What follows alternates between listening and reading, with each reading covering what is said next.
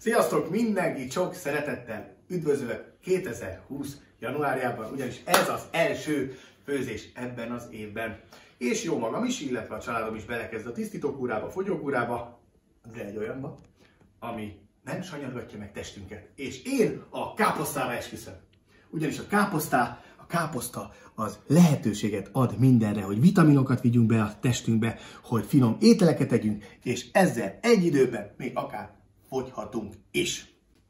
Mint azt láthatjátok, a hús sem marad el az ételből, hiszen egy jó nagy tarja lesz még a káposzta kiegészítő motívuma.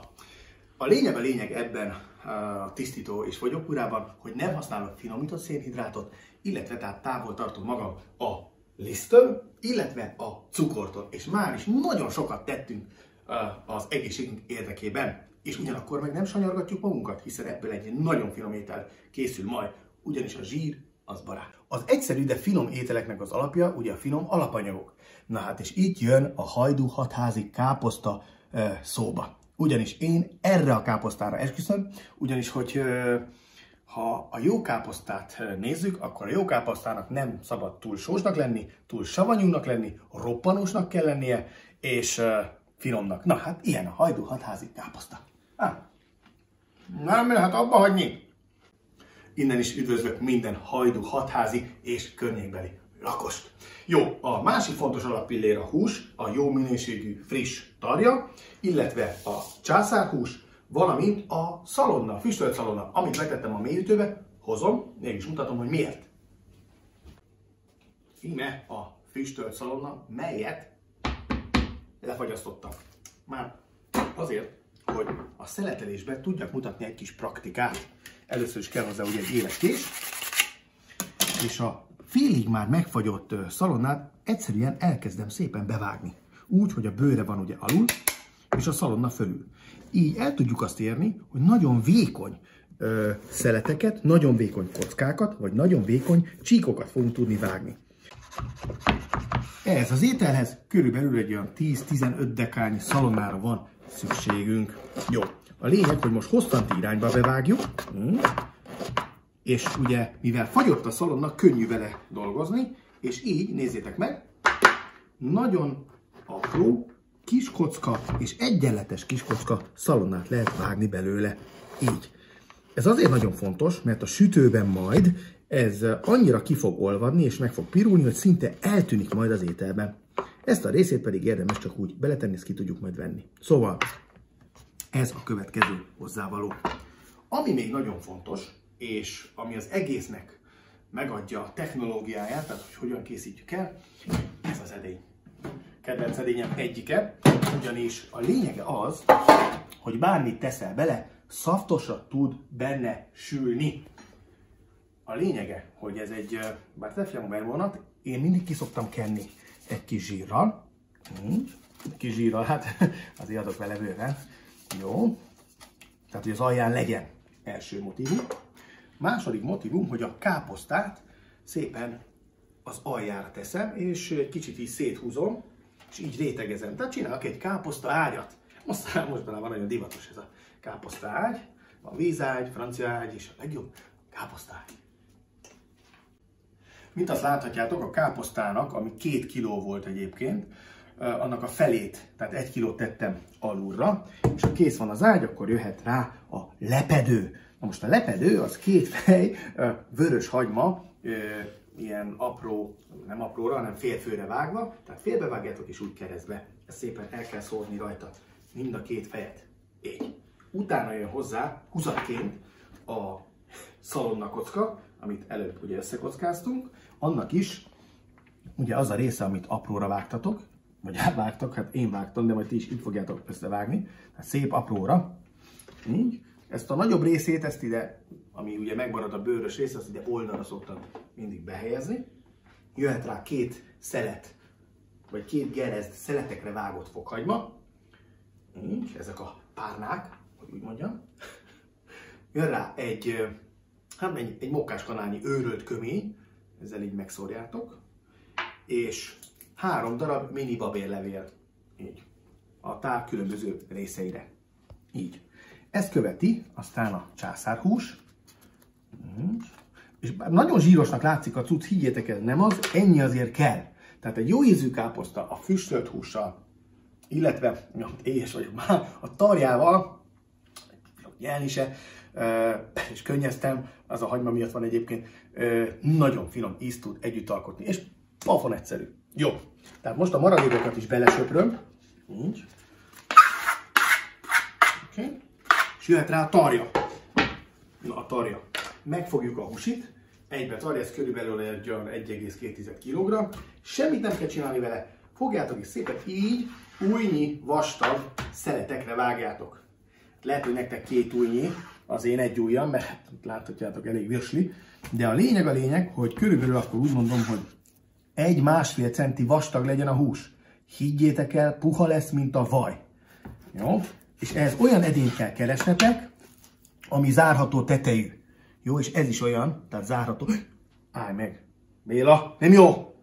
Még a káposzta. Hát a hús kerül a tetejére, azok a takarók. Azaz a lepedő, nem az már volt, ez a takaró. Szóval most jön rá a káposzta másik fele. Tehát bezárjuk szépen az ízeket ide. Így aztán úgyis majd össze fog keveredni. Jó, akkor a fedés így sikerült is, tehát lefedjük a maradék káposztával, és ennek a tetejére jön rá a tarja, amiből ugye azt mondtam, hogy ujjnyi vastag szeleteket kell vágni. Se só, se beszéd, jöhet rá a fűszer, tehát szépen kiterítjük a tarjahúsikat, így, a szeleteket. Hát körülbelül az 1, 2, 3, 4, 5, 6, 7, 8 szelet jött ki belőle, 4 főre az 2. Jó. Ezt viszont egy picit meg kell sózni, jó.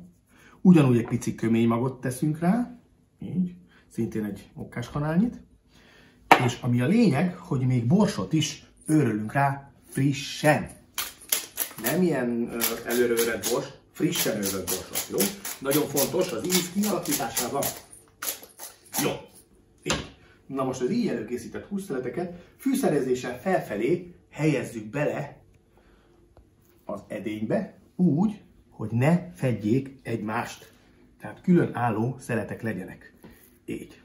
Már hallom is a kérdést, miért nincs benne még kolbász is? Azért, mert nem teszünk bele.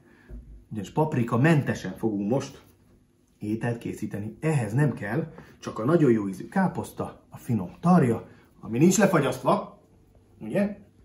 A babaér fokhagyma, a köménymag, illetve egy pici paradicsom. A paradicsomból ezt a fürtöset használom, már meg van mosva. Szépen egyet-egyet így bele bigyeztetek a közepébe. Ez amikor ugye párolódik majd a hús, ugyanis nem titok, hogy itt a káposzta nedveivel a hús leve összepárolódik, és ettől lesz igazán finom.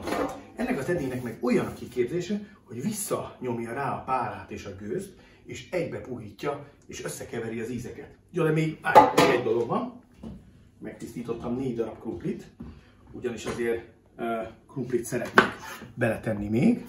Pontosan azért, hogy ezt a kenyér effektust el tudjátok kerülni, meg hogy én is, hogy ne fogyasszunk mellé kenyeret, hanem inkább akkor egy kis krumplit toljunk mellé. Jó? És ezt is így szépen bele nyomogatjuk, kicsit el legyen téve. Jó, most erre jön rá aztán a fedő, vagy födő, és mehet a sütőbe. Tadám!